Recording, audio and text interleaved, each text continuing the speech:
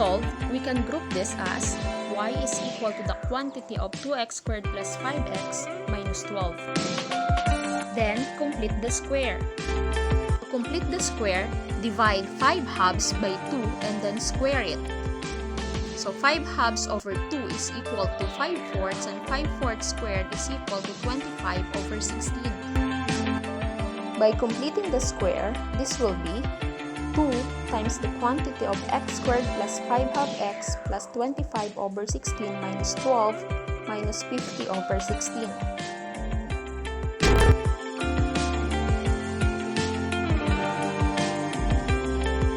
H is equal to negative 5 over 4 and K is equal to negative 121 over 8.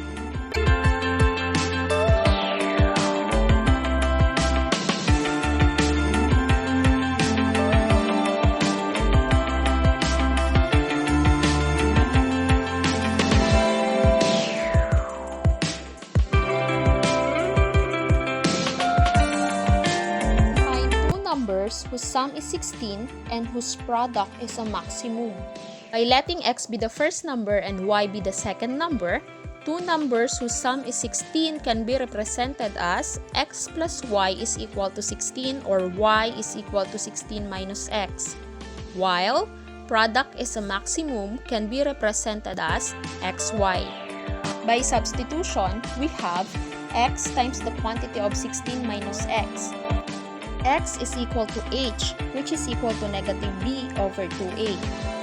We have negative 16 over 2 times negative 1, which is equal to 8. Since y is equal to 16 minus x, y will be equal to 8. Therefore, the two numbers whose sum is 16 and whose product is a maximum are 8 and 8.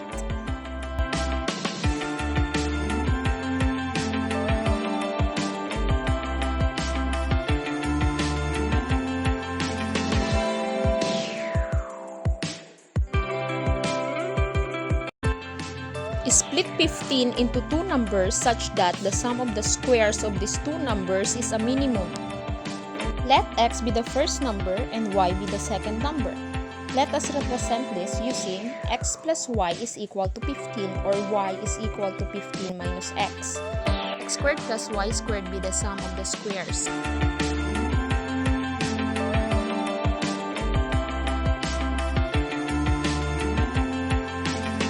15 minus x squared is equal to 225 minus 30x plus x squared. The working equation will be 2x squared minus 30x plus 225.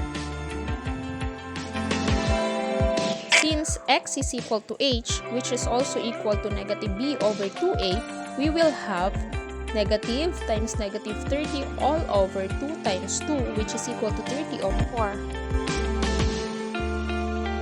X is equal to 7.5 and y is also equal to 7.5.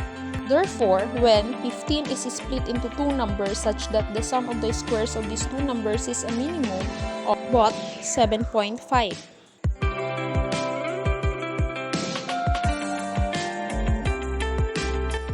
Solve for x in the quantity of x minus 2 times the quantity of x plus 3 is equal to 6. Using the FOIL method, we have x times x is equal to x squared, x times 3 is equal to 3x, negative 2 times x is equal to negative 2x, and negative 2 times 3 is equal to negative 6. So we have x squared plus x minus 12 is equal to 0, and the factors of this are x minus 3 and x plus 4. Therefore, x are negative 4 and 3.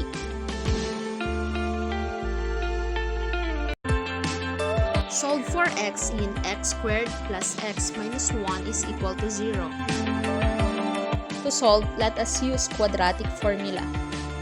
X is equal to negative b plus or minus the square root of b squared minus 4ac all over 2a.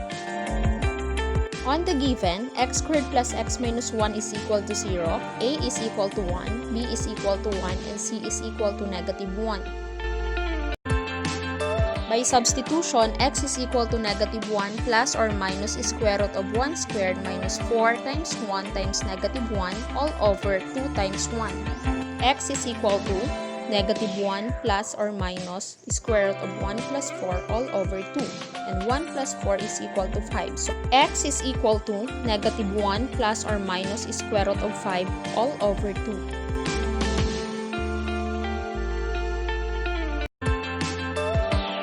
If the sum of the roots of a quadratic equation is 5 and the product of the two roots is 3, find the quadratic equation.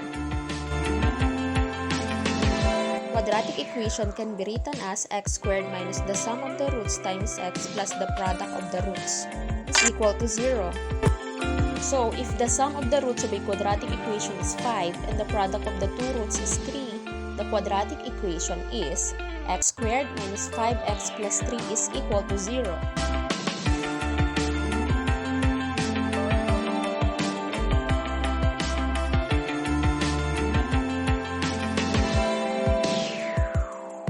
Find the quadratic equation whose roots are the reciprocals of the roots of 3x squared minus 5x plus 2 is equal to 0. First, get the factors. The factors of 3x squared minus 5x plus 2 is equal to 0 are 3x minus 2 and x minus 1. And the roots are 2/3 and 1. Since we are to get the reciprocal of these roots are 3/2 and 1. The root 3/2 when changed to binomial will be 2x minus 3 while 1 will be x minus 1. So 2x minus 3 times x minus 1 is equal to 2x squared minus 2x minus 3x plus 3 or 2x squared minus 5x plus 3. So the quadratic equation is 2x squared minus 5x plus 3 is equal to 0.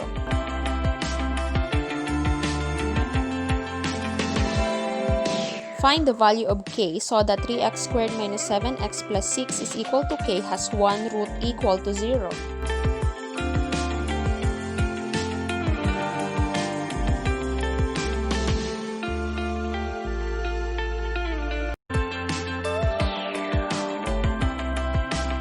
By letting x be equal to 0, k is equal to 6.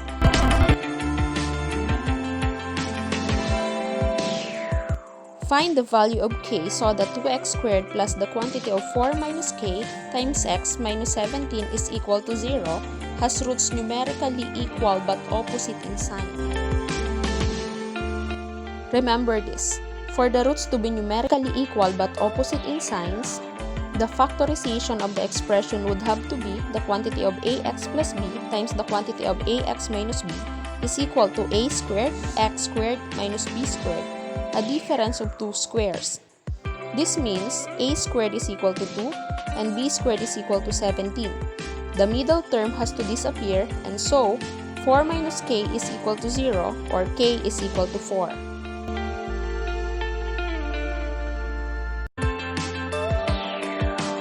Solve for x in 9x to the 4th power minus 37x squared plus 4 is equal to 0.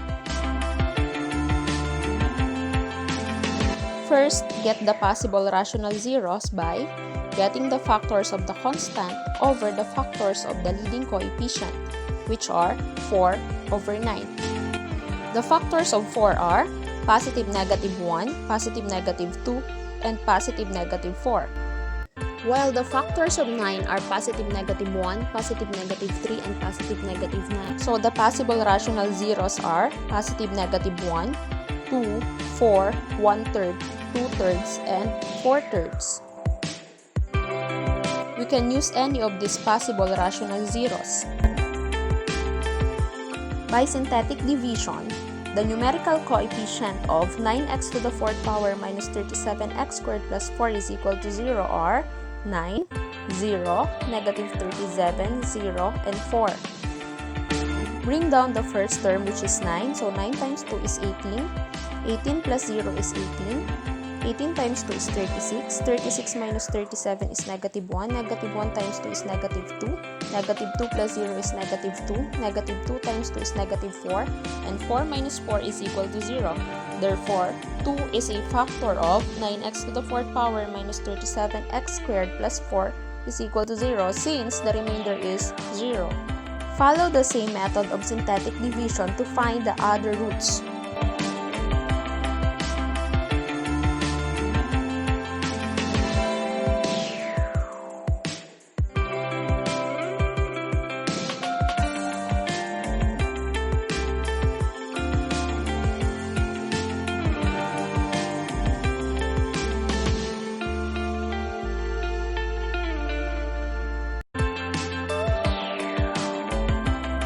The roots of 9x to the 4th power minus 37x squared plus 4 is equal to 0 are positive and negative 1/3 and positive and negative 2.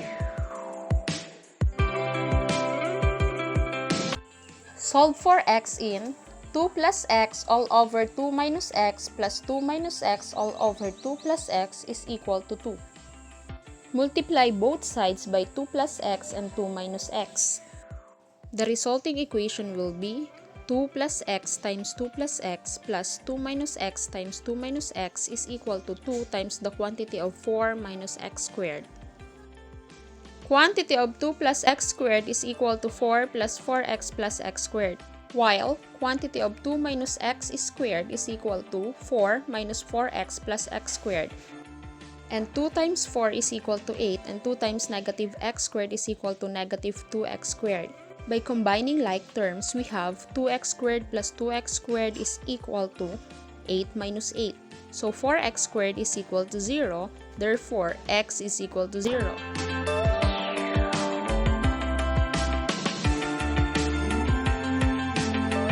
If 9 minus x, 26 minus x, and 27 minus x are sides of a right triangle, find the value of x. Since the given is a right triangle, we can use the Pythagorean theorem, which states that the square of the hypotenuse is equal to the sum of the squares of the other two sides. So, the square of 27 minus x, which is the hypotenuse, should be equal to the sum of the squares of the other two sides, which are 26 minus x and 9 minus x. Quantity of 27 minus x squared is equal to 729 minus 54x plus x squared. The square of 26 minus x is equal to 676 minus 52x plus x squared, while the square of 9 minus x is equal to 81 minus 18x plus x squared.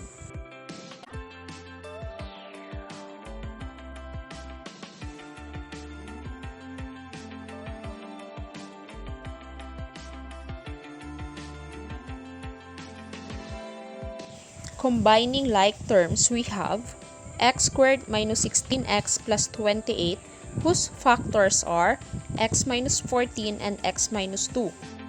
But we can only use 2 as the value of x, since 9 minus 14 is equal to negative 5.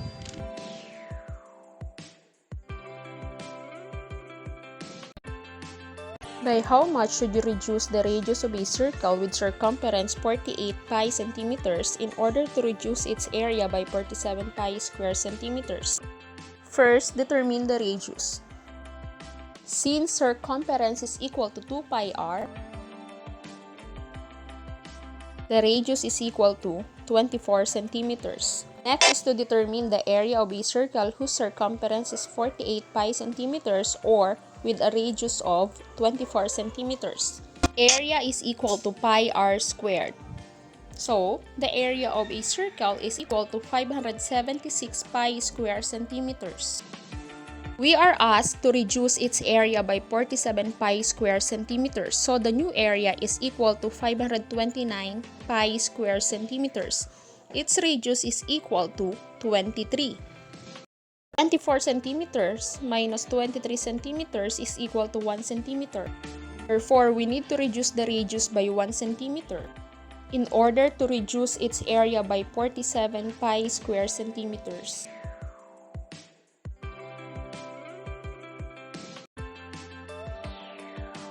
Find all possible values of x satisfying 2x squared plus 3x is less than 14. Express your answer in interval notation. To find the value of x, let 2x squared plus 3x minus 14 be equal to 0.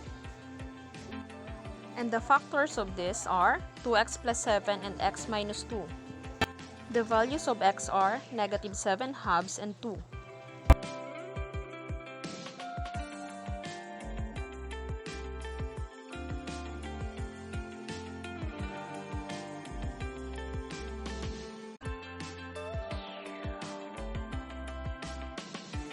The values of x are less than 2 but greater than negative 7 halves. Find all values of k so that 2x squared plus kx plus 2 is equal to 0 has no real roots. Express your answer in interval notation. If the discriminant of a quadratic equation is less than 0, that equation has no real roots. This is represented by b squared minus 4ac is less than 0. By substitution, k squared minus 4 times 2 times 2 is less than 0. So k squared minus 16 is less than 0. Therefore, the values of k are less than 4 but greater than negative 4. The price per kilowatt-hour of electricity in a certain city is 7.35 plus 0.01 Q, where Q is the amount of electricity consumed. Find the function f of Q, which gives the total amount to be paid for Q in kilowatt-hour. F of Q is equal to the quantity of 7.35 plus 0.01 Q times Q, or F of Q is equal to 7.35 Q plus 0.01 Q squared.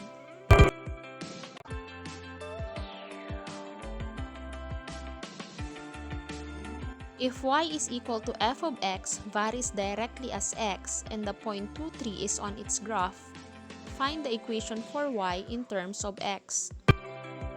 Since y varies directly as x, this is y is equal to k times x.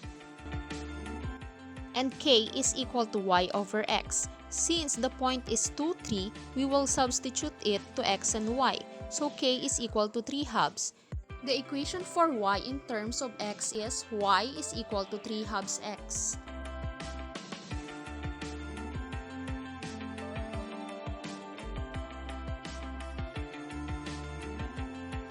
If z varies directly as x and inversely as y, and if z is equal to 5 when x is equal to 2 and y is equal to 3, find z when x is equal to 1 and y is equal to 2.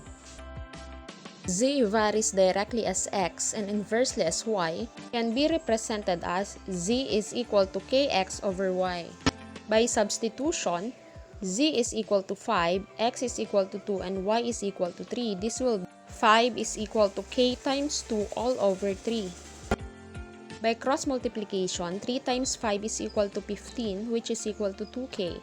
So, k is equal to 15 halves.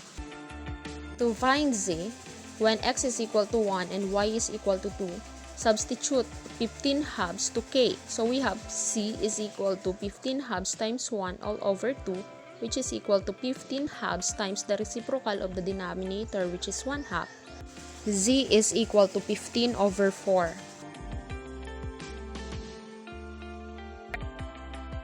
The horsepower required to operate a fan varies directly as the cube of the speed. If 4 horsepower is required to drive a fan at 800 revolutions per minute, what horsepower is required for 500 revolutions per minute? One of the basic fan laws. Horsepower varies directly with cube of speed ratio.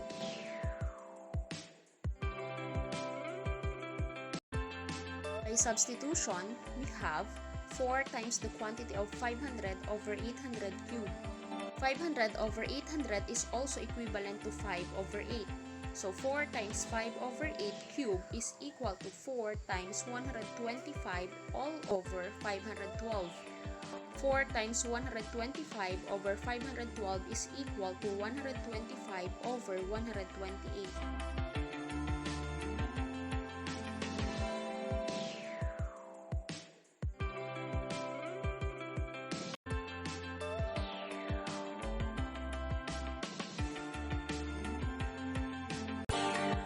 Simplify a raised to negative 1 plus b raised to negative 1 all over quantity of ct raised to negative 1.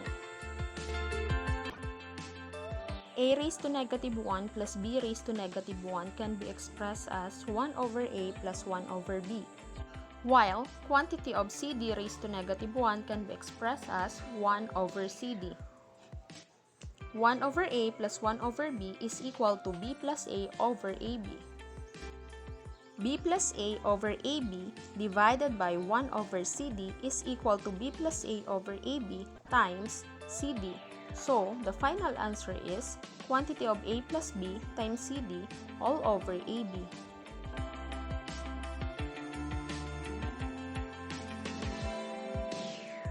Simplify 4x raised to negative 2 y raised to the 4th power all over 6x raised to negative 5 y raised to negative 2.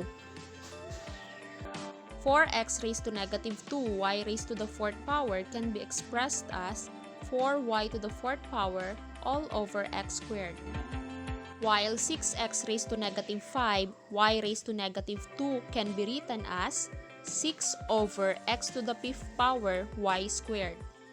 Since it is a complex fraction, multiply the numerator by the reciprocal of the denominator.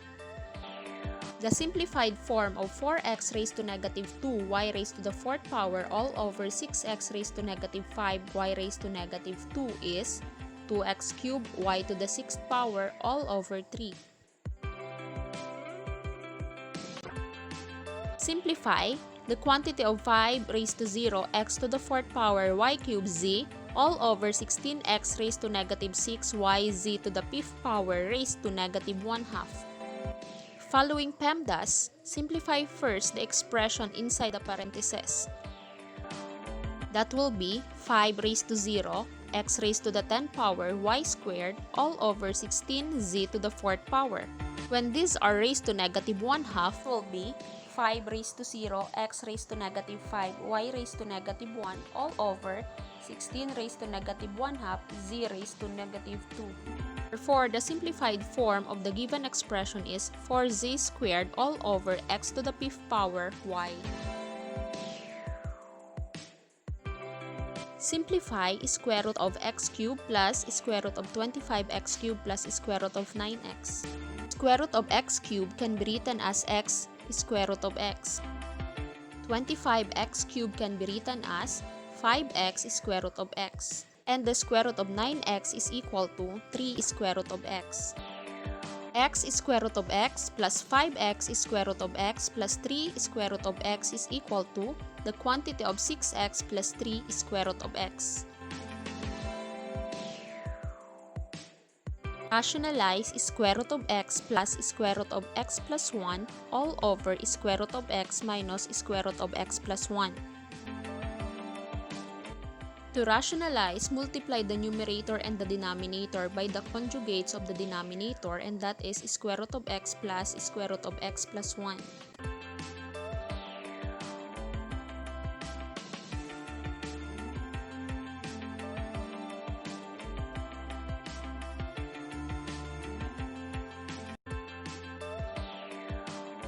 The rationalized form of the given expression is negative 2x minus 2 square root of x squared plus x minus 1.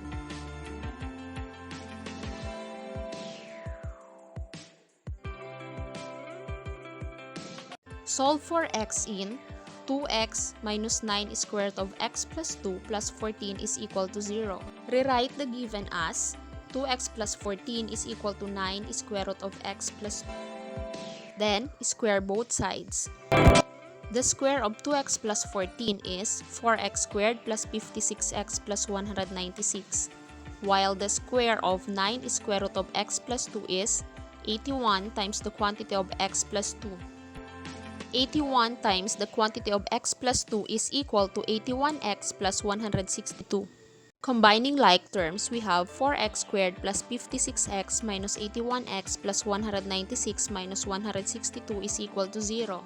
The working equation is 4x squared minus 25x plus 34 is equal to 0. The factors of this are 4x minus 17 and x minus 2. Therefore, x are 17 over 4 and 2.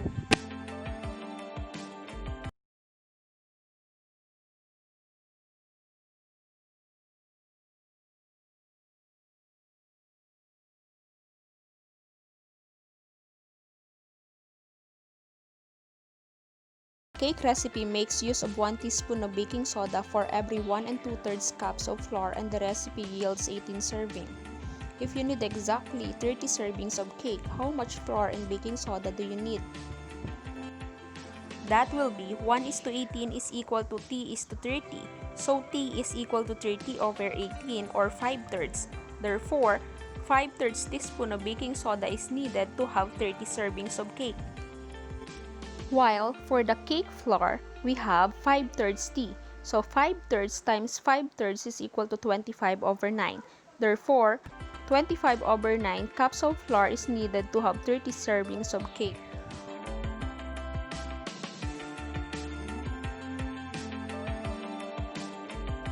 A triangle has height h and base b. If the height is doubled and the base is tripled, what is the ratio of the old area to the new one? Area of a triangle is equal to 1/2 base times height. If the height is doubled and the base is tripled, it is represented by area is equal to 1/2 times 3b times 2h. So the new area will be 3 times base times height. Ratio of the old area to the new one is 1:6.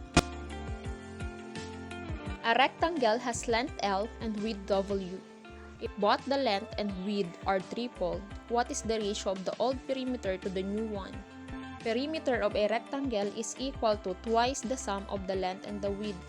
If both the length and the width are tripled, the new perimeter will be twice the sum of 3L and 3W. So the new perimeter will be 6L plus 6W, and as compared to the original perimeter, the ratio of the old perimeter to the new one is 1:3. If a wire which is 30 cm long is bent to form an equilateral triangle, what is the area of the triangle? First, determine the height. Since there is a right triangle formed, we can now use the Pythagorean theorem. So we have h squared is equal to 100 minus 25, and h squared is equal to 75, and the square root of 75 is 5 square root of 3. Therefore, the height is 5 square root of 3. Area of a triangle is equal to 1/2 base times height. By substitution, we have 1/2 of 10 times 5 square root of 3. So 1/2 times 50 square root of 3 is 25 square root of 3. Therefore, the area of the triangle is 25 square root of 3 square centimeters. You are flying a kite and have let out 1,000 feet string. The kite makes 30-degree angle with the ground. If your height is not taken into consideration, how high is the kite? We will use 30, 60, 90-degree triangle theorem.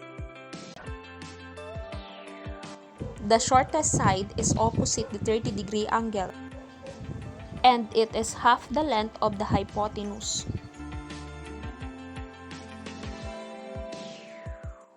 And the side opposite 60-degree angle is obtained by multiplying the shortest side by square root of 3. Therefore, the height of the kite is 500 feet.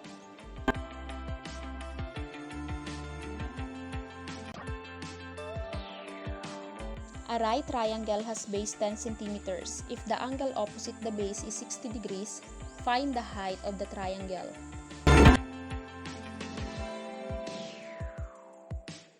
Using the same concept on the previous problem, the height of the triangle is 10 square root of 3 over 3.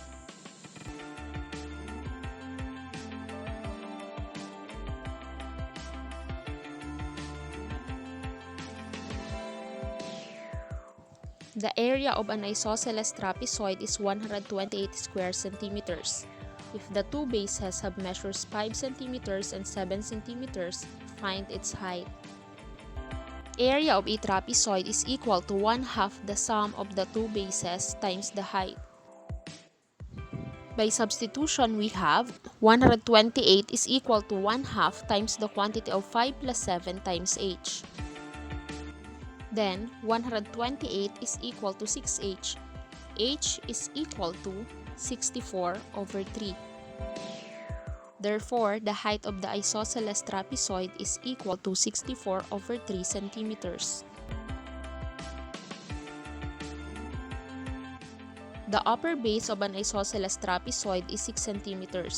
Its lower base is 10 cm and its leg is 5 cm. Find its height. Since there is a right triangle formed, we can use the Pythagorean theorem. So we have h squared is equal to 5 squared minus 2 squared, and 5 squared is equal to 25, while 2 squared is equal to 4. 25 minus 4 is equal to 21, and the square root of 21 is still square root of 21. So the height of the isosceles trapezoid is square root of 21 centimeters. A tree casts a shadow of length 3 meters at the same time that a meter stick beside it casts a shadow of 15 centimeters. Find the height of the tree in meters. That will be height is to 3 is equal to 1 is to 0.15. By cross multiplication, we have 0.15h is equal to 3. And by dividing both sides by 0.15, the value of h is equal to 20, therefore the height of the tree is 20 meters.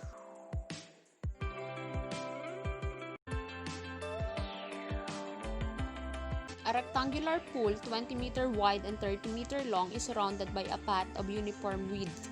If the area of the path is 200 square meters, how wide is the path? Since the pool is 30 meters by 20 meters, its area is equal to 600 square meters.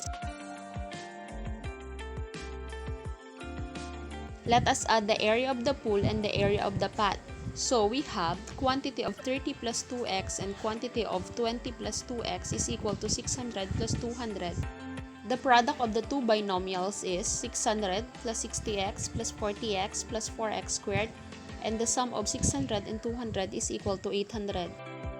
The working equation will be 4x squared plus 100x minus 200, or x squared plus 25x minus 50 is equal to 0.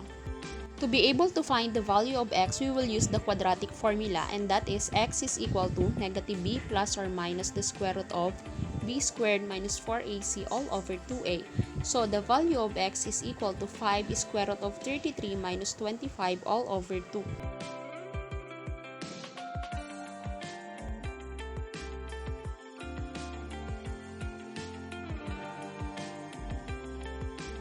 In triangle ABC, the internal bisector of angle A meets BC at D. If AB is equal to AC is equal to 4 cm and angle A is equal to 60 degrees, find the length of AD. Since AB is equal to AC, angle B is congruent to angle C.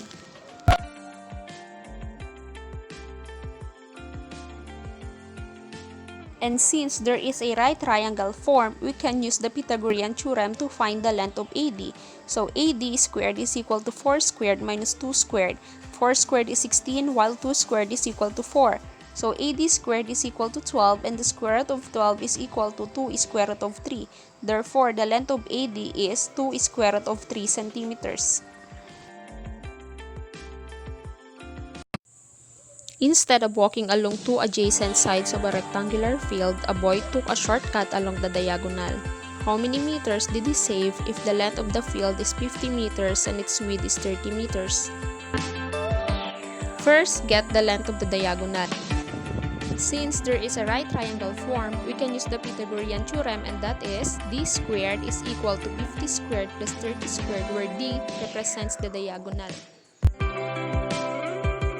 D squared is equal to 2,500 plus 900, and that is equal to 3,400. The square root of 3,400 is 10 square root of 34. Next, find the total distance along two adjacent sides of a rectangular field, and that is 30 meters plus 50 meters, which is equal to 80 meters. And then subtract 10 square root of 34 from 8. Therefore, the boy saved 80 minus 10 square root of 34 meters.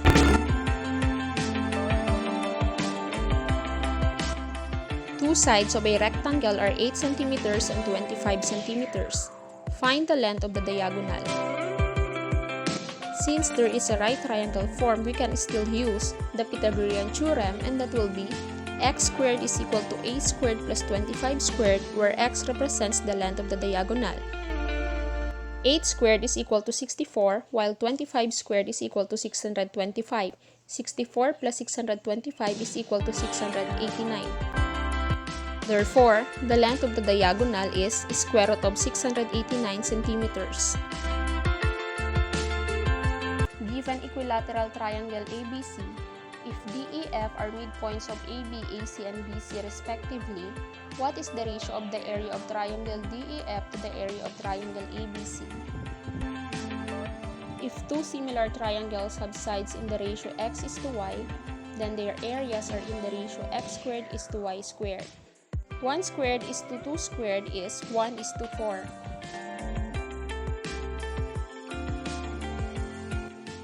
Let ABCDEF be a regular hexagon. What is the ratio of the area of triangle BDF to that of a hexagon ABCDEF? First, get the area of the regular hexagon ABCDEF, that is 6 times 1/2 times the base and the height. So we have 6 times 1/2 times 1 times square root of 3 over 2, and that is 6 square root of 3 all over 4. Next is to get the area of triangle BDF, and that is 1/2 times the square root of 3 times 3/2, so that is equal to 3 square root of 3 all over 4.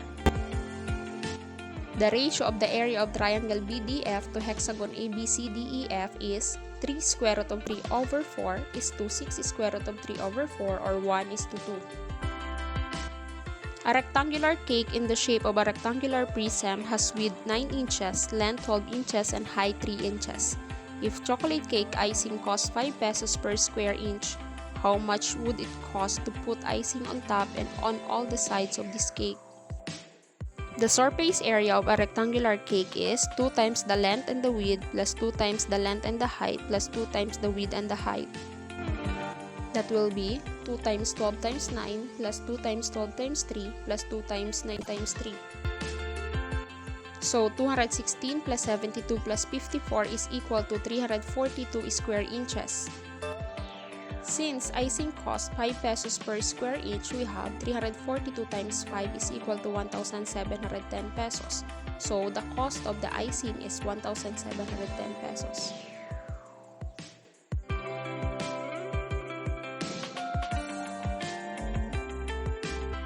An equilateral triangle BEC is drawn inside the square ABCD. What is the value of angle AED in degrees?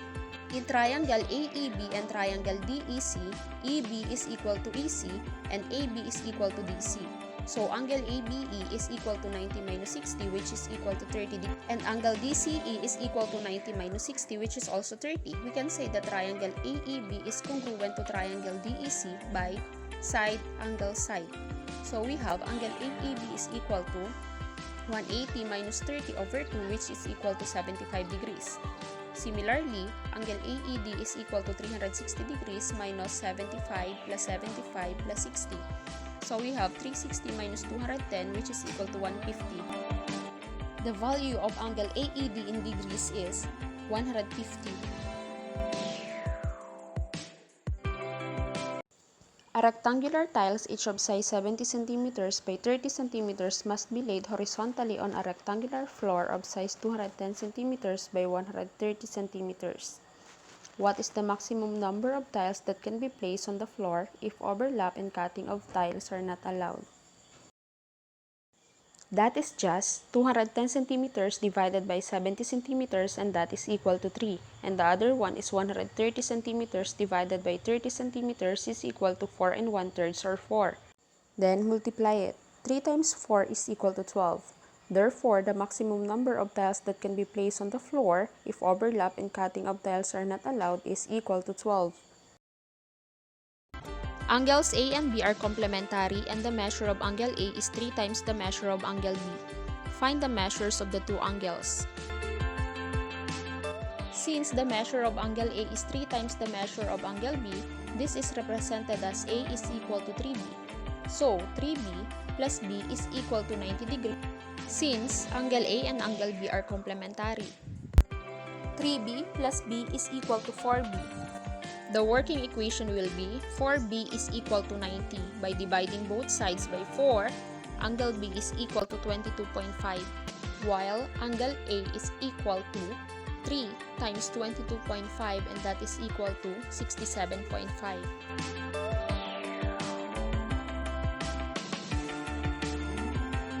In right triangle ABC, the legs AC and BC have measured 7 cm and 8 cm respectively. Find the length of the hypotenuse AB.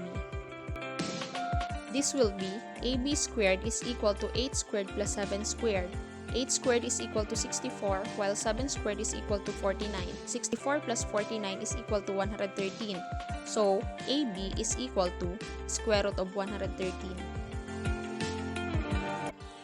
If sine A is equal to square root of 3 over 2 and A is in the second quadrant, find the value of cosine A.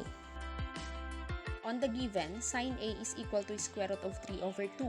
Since sine A is equal to y over r, y is equal to square root of 3 over 2 while r is equal to 1. And x is equal to negative 1/2. To find the value of cosine A, we have cosine A is equal to x over r. Since x is equal to negative 1/2 and r is equal to 1, cosine A is equal to negative 1/2.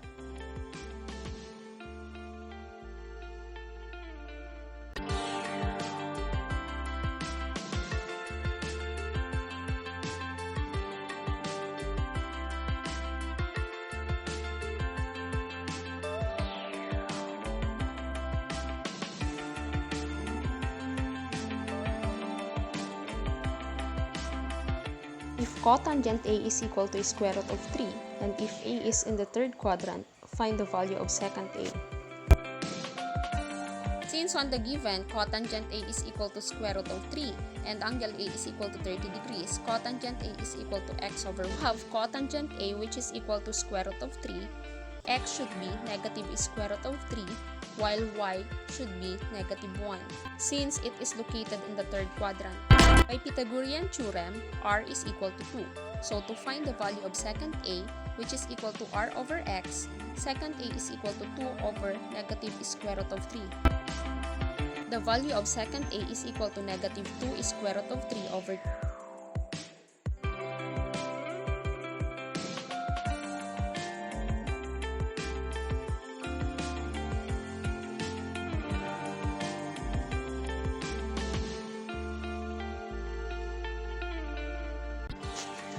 Find the value of tangent B if secant B is equal to 3 and B is in the fourth quadrant. Since on the given, secant B is equal to 3 and it is in the fourth quadrant, secant B is equal to 1 over cosine B, which is equal to 1/3 and also equal to x over r. The value of x is 1 while the value of r is 3. So to find y, we have y is equal to square root of 3 squared minus 1 squared, which is equal to 9 minus 1 or square root of 8. The square root of 8 is 2 square root of 2. Since it is in the fourth quadrant, y is equal to negative 2 square root of 2. Then we need to find the value of sine b, since tangent b is equal to sine b over cosine b. Sine b is equal to y over r, so we have negative 2 square root of 2 over 3. Tangent b is equal to sine b over cosine b, or tangent b is equal to y over x. So we have negative 2 square root of 2 over 1, or tangent b is equal to negative 2 square root of 2.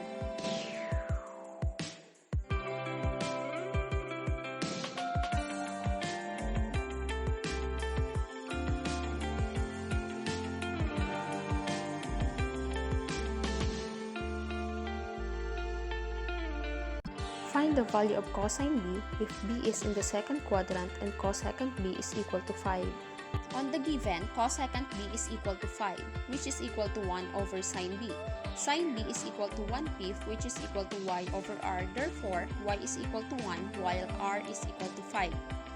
To find x, use Pythagorean theorem. So we have 5 squared minus 1 squared, which is equal to 25 minus 1, or 24, and the square root of 24 is 2 square root of 6. Cosine b is equal to x over r, and since it is in the second quadrant, x is equal to negative 2 square root of 6. So cosine b is equal to negative 2 square root of 6 over 5.